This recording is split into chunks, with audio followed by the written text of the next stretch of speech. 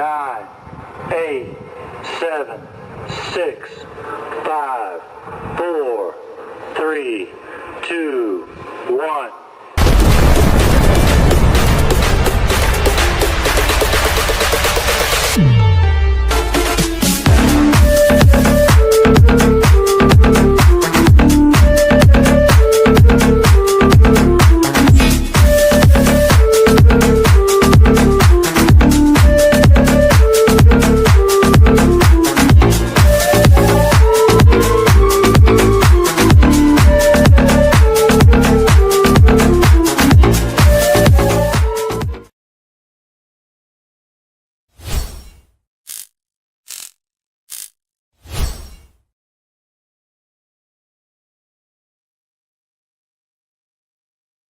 Good evening, everybody.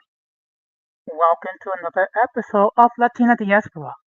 Now, for the benefit of those of you who are not familiar with the channel, we talk about Latinos residing in the United States. I want to let everybody know that I'm currently live on YouTube, Facebook, and Instagram. I also want to let everybody know that the subscriber mode has been enabled for the first 5 minutes. Meaning, if you're not a subscriber and if you wish to enter a comment in the chat, you will need to be a subscriber into the stream for at least 5 minutes. And of course, I have my main channel, which is called Uncommon Sense, without saying it wrong, where I discuss everyday issues and try to discuss logical truth. First of all, I want to give a huge shout out to all those who've already subscribed to the channel, regardless whether you've been a supporter from the very beginning or just recently joined. I appreciate your love and support. Also, want to give a huge shout out to all those who follow me on social media, as well as those who allow me to enter into your devices and those who watch from the clouds.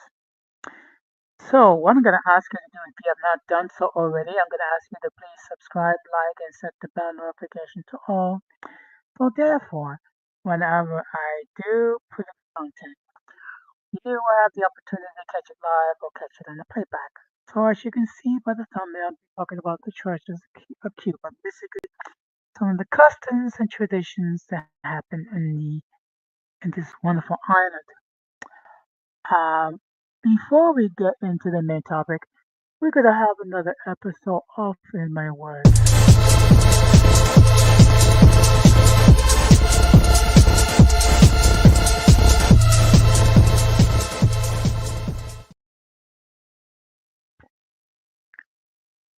Now, what I would like to announce is next week, instead of doing a live, what I'll do is probably do like 2 or 3 short videos expressing my views regarding what it is to be a Latino living in New York, and to see where it goes.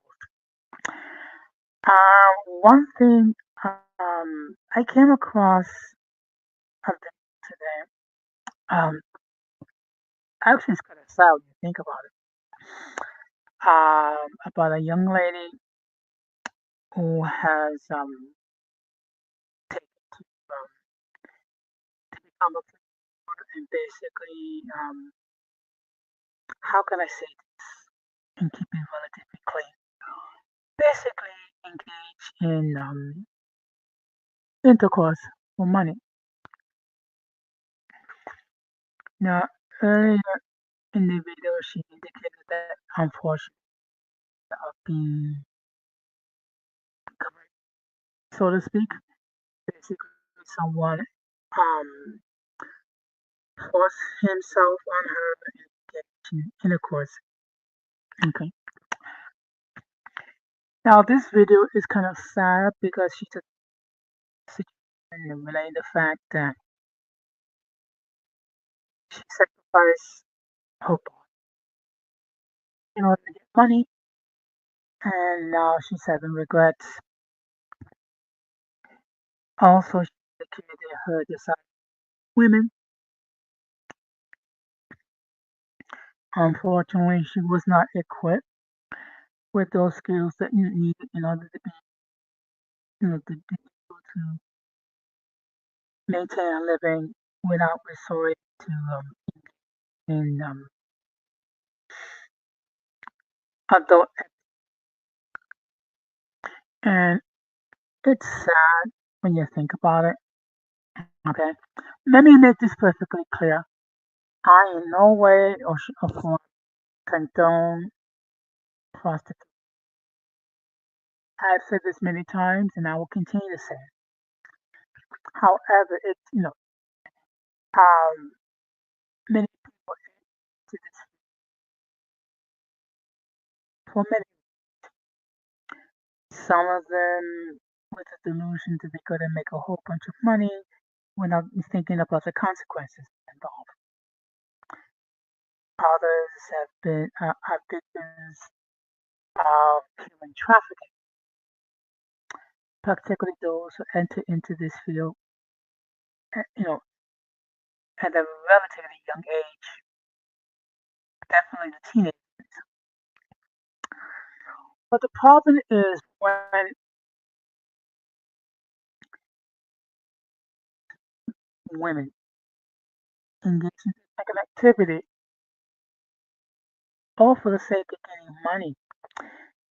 They don't realize the cost that's involved. First of all, um, you are engaging in intercourse with large numbers of men, which means not only you're engaging in, in a physical union with men, but you're also exposing yourself to demonic.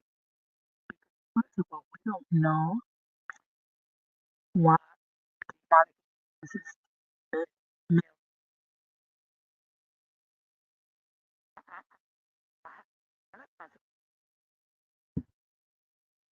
for you in intercourse with multiple strangers till it gets to the point when they're not able to maintain a monogamous relationship. Okay, and of course, some of them that do try hide the fact that they have a huge body count,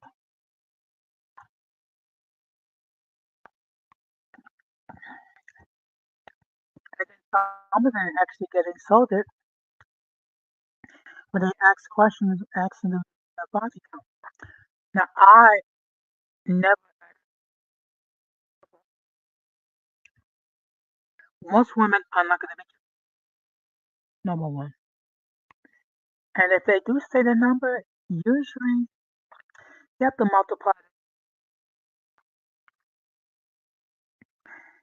And basically, most women with a body count, let's no, they're not suitable for a relationship, not suitable, which is why I generally do not ask the body. What I might ask is some of the past experiences for the purpose of trying to avoid the mistakes they make. Unfortunately, we're living in a day and age where most people, women, but men, are not always. So it's getting to the point when it comes to the body is ever present.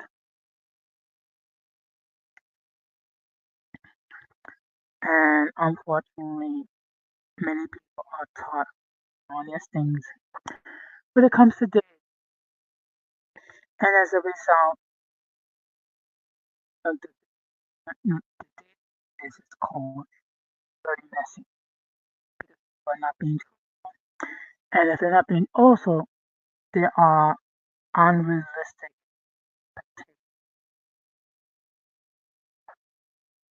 on both sexes, but particularly by the woman, that the guy has to be 6 feet tall, has to have a six pack, and also must have a six-figure income.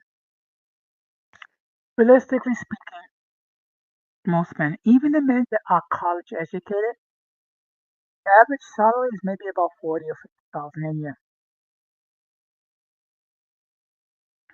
And what's the crazy part? That a lot of these women we make poor choices regarding who they love over their children, then come up with these incredible expectations and expect men to basically save them, so to speak. Okay.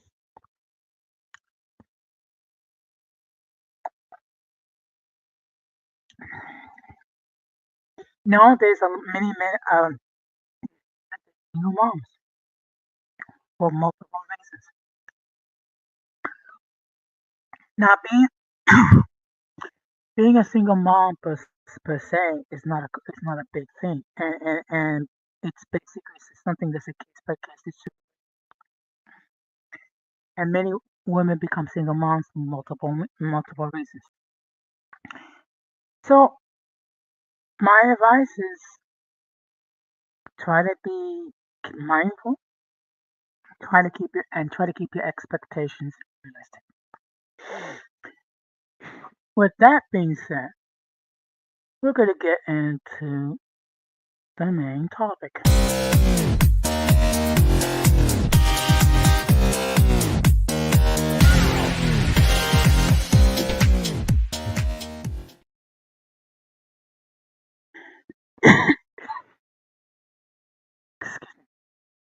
Now, before I continue, let me just state for the record that the link to join the panel has been pinned. Anyone can hit the link and opine regarding the topic at hand may do so. Now, again, if I've never seen you before, if I never heard from you before, I will insist that you climb up in the backstage.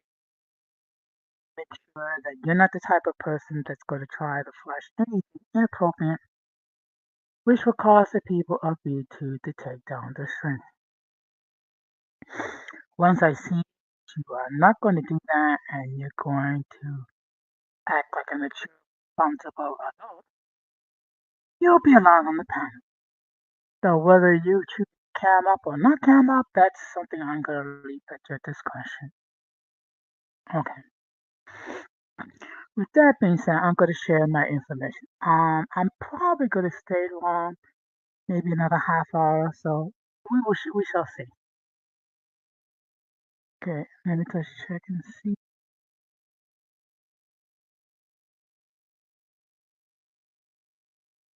Okay, I was just checking to see if there's anyone.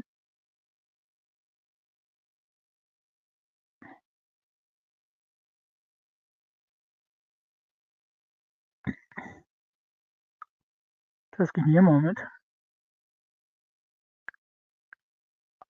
Okay,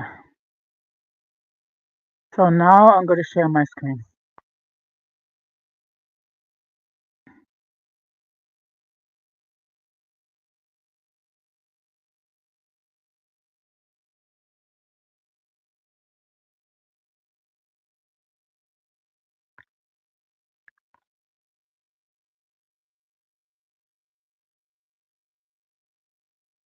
Okay.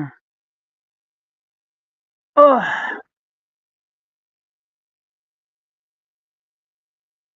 okay. Let me just. Ugh.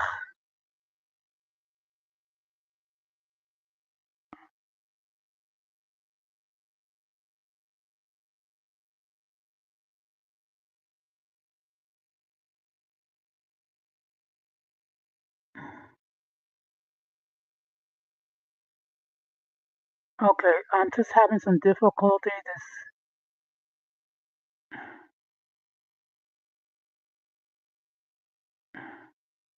You know what? I'm not going to show this because.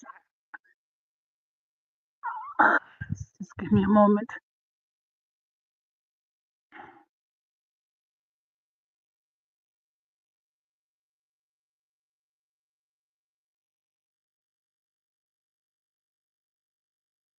Okay, you know what? I'm not going to show it because. Okay.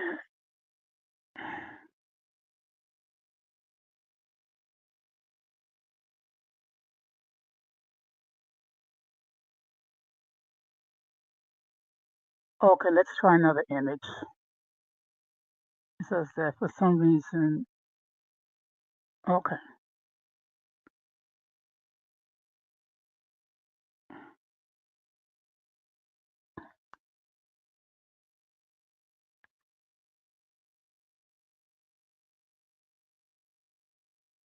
Okay.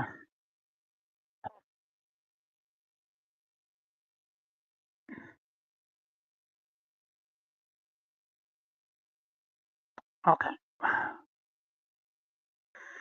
So the culture of Cuba is a complete mixture of different, often contradicting facts and influence. The Cuban people and their customs are based on European, African, and Amerindian influences.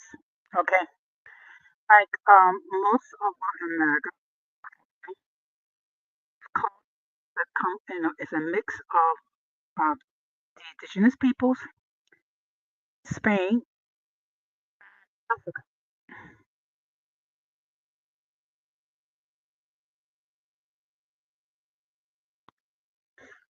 The music of Cuban, including instruments and dance, is mostly European and African in origin.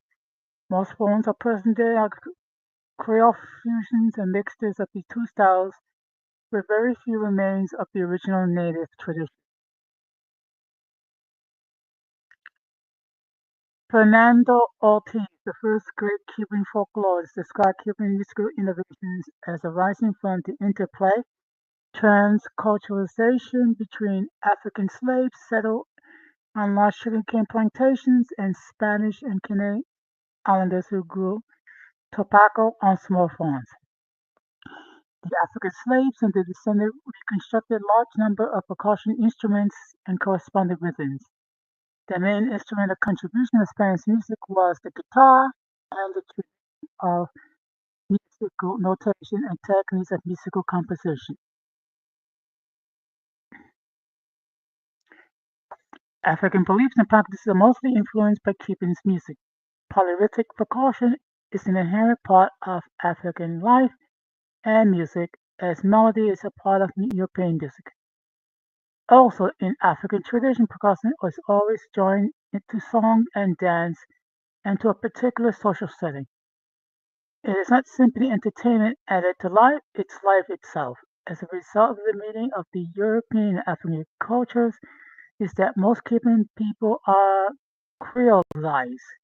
The creolization of Cuban life has been happening for a long time, and by the 20th century, elements of African belief, music, and dance were well integrated into popular and folk forms.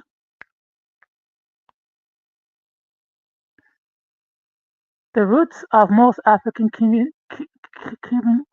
musical forms lie in the Caribos, self-organized social clubs for the African slaves, separate Caribos for separate cultures.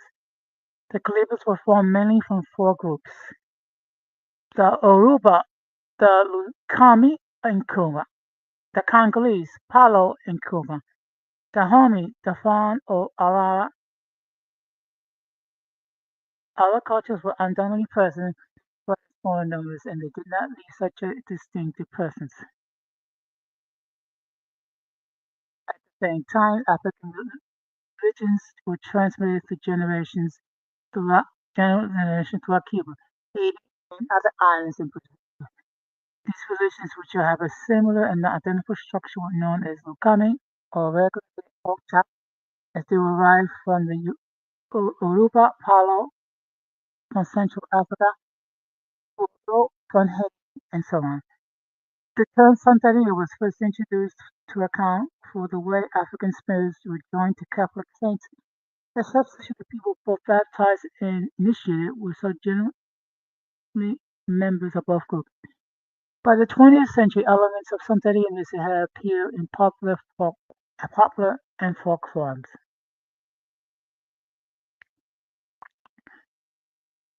I'm just going to go to the last paragraph. Cuban hip hop is one of the latest genres of music to be embraced not only by the country's youth but also more reluctantly by the government. Initially, hip hop was shunned by authorities because of its affiliation with America and capitalism.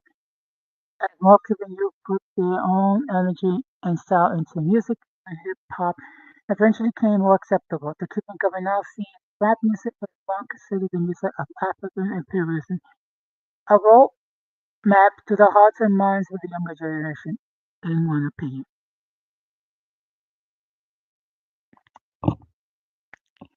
Now we're going to be talking about sports. Fidel's casual practice of communism and benefit to sports, he developed and used to play baseball, as we saw Cuba relative in national success for a population of 11 million sporting events is the Olympic Games. Unlike most Latin American, nah, but like many other nations in the Caribbean, some countries where football is not a major part game in Cuba, but gaining popularity. Baseball is the most popular sport in Cuba, introduced by American dock workers in Havana in the 19th century, and has played a role in Cuba's independence from Spain. Banned in 1895 by the Spanish Secret Games were founded the Jose Marti revolt. Cuban patrioteros rank highly internationally. Some have migrated to the major leagues in the United States. The Cuban national team finished second in the first World Baseball Classic against the Japanese national team. Boxing is also rather popular in Cuba. They also enjoy basketball, track and field, and volleyball and rugby union. Okay. Something chess, but let's see. Cuban chess player Jose Capablanca was world champion from 1921 to 1927, and his Cuban style influenced future world champion Fischer, Pazanik, and Karpov, span reaching to 1999. Casablanca's style of calm, positional play was solely constructing his form was likened to Karpov's Bora Constructor. Now we're going to talk about cuisine. A Russian Bacor libretta was supposed to guarantee a range of products from the shops. However, there's still massive shortages, and even rations are not guaranteed to be delivered timely or at all. The Soviet Union's collapse in 1991 ended grain imports from that country, which was used to feed cattle and chicken. In 1991, beef, chicken, and milk and eggs became scarce. A lack of fuel for agricultural and machinery meant that crops had to be harvested manually by people, drastically decreasing Cuban food production capabilities. These problems have improved a little in recent years, but shortages still come. To supplement the rations, Cubans have resorted to non-Russian food stores, where prices are nevertheless several times those of the libreta or the black market. Traditionally, Cuban food is most cultural of the country is syncretism of Spanish, American, and Caribbean cuisine, with a small noteworthy Chinese influence. The most popular foods are black beans, rice, and meat. One example of a traditional Cuban cuisine, or criollo as it's called, is moro y cristianos, Moors and Christians, rice or black beans. Criollos were used in many different seasonings. When some of those common being onion and garlic, cassava, rice, beans, eggs, tomatoes, lettuce, chicken, beef, and pork are all common ingredients. Coffee is highly quality and grown mainly for export. Now, let's talk about religion. Cuban policy on religion has changed much since 1959, when religious Cubans were persecuted and could be denied jobs or an education by the government. In the 1970s, the relationship between the government and religious institutions, especially the Roman Catholic Church, began to improve. By 1976, the state granted Cuban citizens religious freedom with some restrictions. In 1992, the Constitution was amended to allow some total spiritual freedom. About 60% of the Cubans today are Catholic. Some Catholic traditions were lost, but the Church has imported the Mexican Christian Christmas prayer, Pastoraleta, trying to reconnect Cubans to Christianity. Cuba is primarily a Catholic country. Another religion in Cuba is Santeria. Santeria is a blend of Catholicism and traditional Yoruba religions. When African slaves first arrived in Cuba during the 16th century, they were taught a few prayers and were baptized by the Spanish. The slaves combined the limited forms of Catholicism with the traditional religion to create Santeria, which survives to this day. During the colonial times and into the early Republic, many Cubans suffered from intense ethnocentrism and confused African religion with black magic and witchcraft. This caused them to associate practice of Santeria and other Afro-Cuban cultures with criminals and the underworld, and to discriminate against practitioners without understanding the nature of the religion. Because most practices of Santeria associates with African heritage, racist attitudes emerged among the religion, and many whites in Cuba consider it to be subversive and threatening. Those who practice Santeria often resorted to secrecy as a way to avoid persecution. Fernando Ortiz, Lidia Cabrera, and Romulo Lamachane are considered founders of Afro-Cuban studies in Cuba and were first given scholarly attention to Santeria as an important religion in Cuba. And of course, Cuba, the main language is Spanish. As a former colonial span, Cuba Spanish language after the Cuban Revolution. The term "camarada" meaning combat came to be gradually replaced the traditional "señor, señora" as the universal polite title to address strangers. A significant number of Afro-Cubans as well as biracial Cubans speak Haitian Creole. Haitian Creole is the second most spoken language as well recognized one in Cuba, with approximately 300,000 speakers. About 4% of the population. Haiti was a French colony. Saint Dominique from early 17th century and the final years of the 1791-81 Haitian Revolution, where French settlers fleeing with their Haitian slaves to Cuba.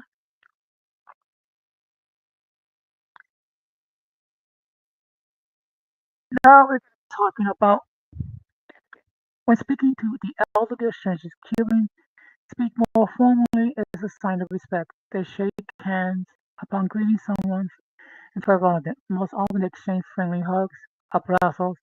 It's so common for both men and women to greet the family with a hug and a kiss on the cheek. Informalities like addressing strangers like mi corazón, my heart, mi vida, my life, or cariño, my dear, occur commonly.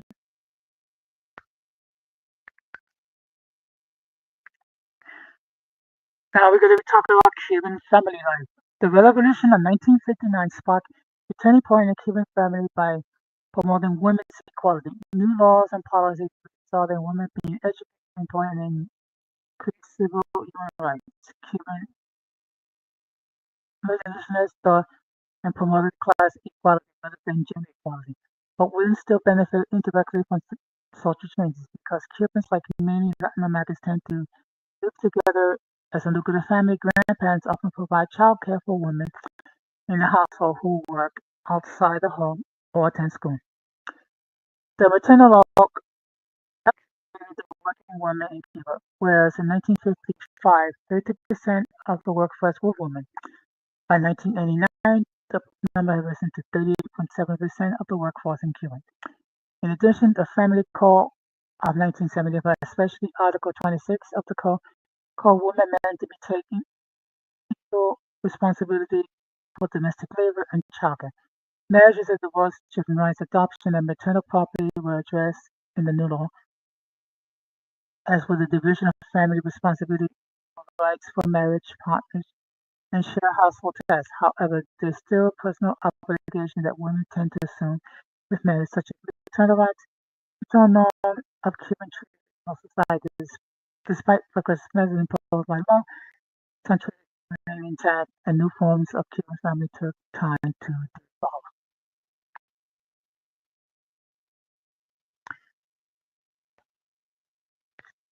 Now, marriage rates in Cuba have been staggering. In the 1980s and early 1990s, marriage rates were relatively high, with 151 or 171 marriages per 1,000 inhabitants reported. University educated women tend to get married to an older age and have fewer children compared to public educated women. Informal relations between men and women, married men and unmarried women, have been evaluated as such. 28% of women under the age of 30, while the percentage of married women in that time was 23%. As of the late 1980s, women under the age of 20 were 21%, opposed to 7% of the women married at the age still at the same period. Yet this was seen as the typical circumstances of Cuba at the time. Legal marriages are 35% to 20%. On average, in the 1980s, most people got married around 19 to 20 years old. Still, more developed educational system, women became more independent, studying and working better jobs. Changes in 1994, people were getting married around the ages of 30 to 35. As stipulated by the Family Code of 1977, legally established minimum age for marriage is 18 for both girls and boys. Nevertheless, under certain circumstances, girls may marry at the age of 14 and boys at 16, provided they obtain parental consent. In most several cases, court consent may be required.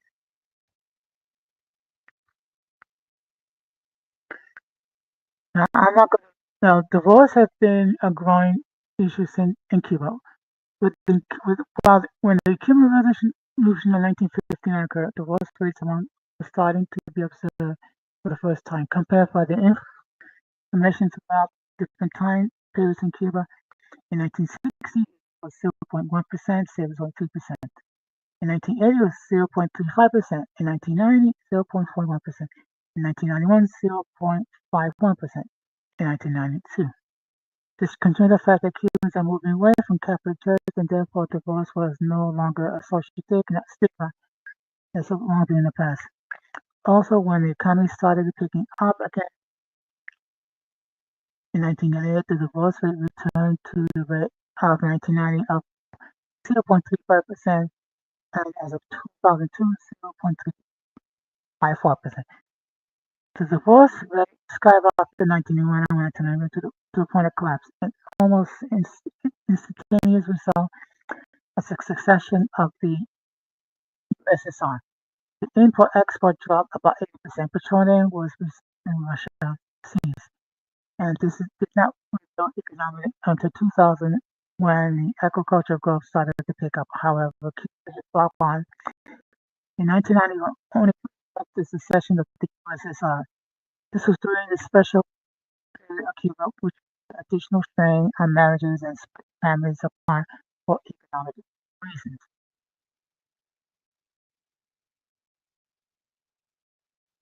I'm not going to get into this because on the now when it comes to now we talk about people and dance. A dance style recently emerged which involves fast and suggestive stretching of the women's lower torso section, simulating sexual activity. With this type of dance, the women's body is seen more solo, with moves such as this despilote all over the place, and the tembleque, shake shudder, and the sabasta de la cintura, waist auction. This idea has offended other women who see this kind of inappropriate behavior as degrading force in the expectation of pleasing their partners. Okay, now we're going to go into literature. Cuban literature began to develop in its own style in the early 19th century. The major works published in Cuba during the time dealt with the issues of colonialism, slavery, and the mixing of race in a Creole society. Notable writers of the genre include Beatriz Gomez de Avellaneda and Cirilo Valverde.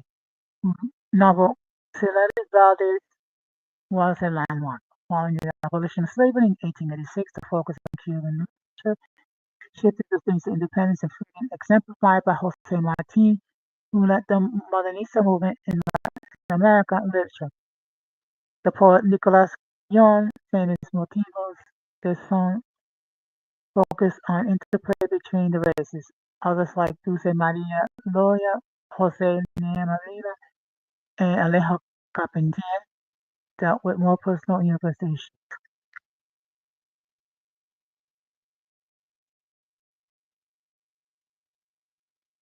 And we're just going to angle the pocket here.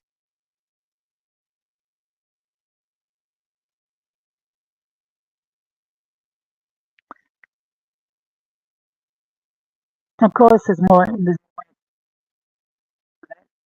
I want to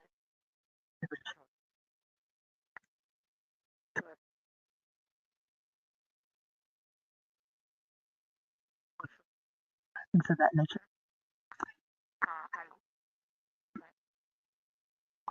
My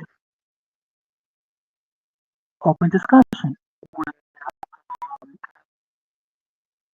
Several you deal with enough time. Also, if you have any topics to discuss, I will do my best to comply. Um, if it's something else,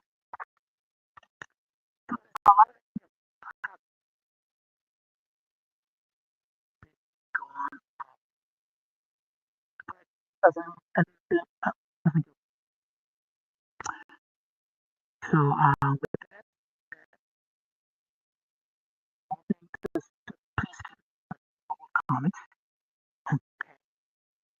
And of course, segue that always we must do everything possible to work mentally, intellectually,